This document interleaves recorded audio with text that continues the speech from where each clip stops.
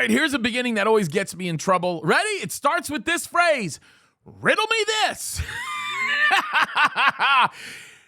I want an answer to this question. Why in the world does it happen that people who claim that they believe that God is the creator of the universe, that literally in 6 literal days, he made the heavens and the earth, and then he rested on the 7th day? How is it that people can say they believe in a God who made a body so fearfully and wonderfully, I mean, completely intricate? Folks, thousands of miles of track in your body that are just completely complicated and intricate, the kind of stuff we still have not figured out, a complicated neurological function and infrastructure. How is it that we believe that God is the one that does all of that and yet completely act as though we don't trust in him to provide for us? We don't trust in him to follow through on his word. We don't trust in him to provide an outcome for us that we know he knows better than us. I think it's really funny how we can actually claim that we believe that Jesus rose from the dead, like literally rose from the dead, kicked death in the rear, and still have a hard time with, where is my next paycheck going to come from?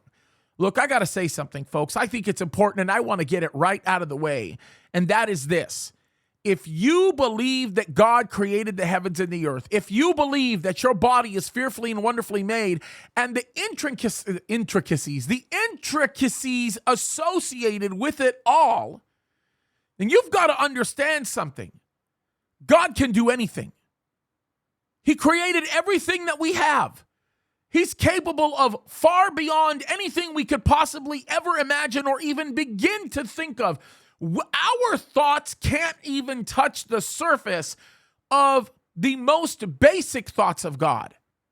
Folks, I think it's time that as Christians, we started acting like we trust in God, rather than acting like we trust in the polls, rather than acting like we trust in the opinions of man, rather than seeking to manipulate circumstances and situations to find and gain acceptance.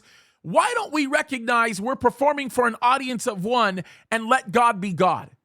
See, I think the reason why we don't see or pay attention to or acknowledge miracles today is because we don't give God room to perform those miracles.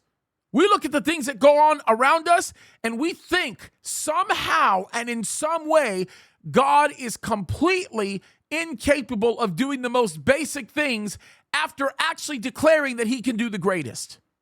Folks, you either believe he's God or he's not.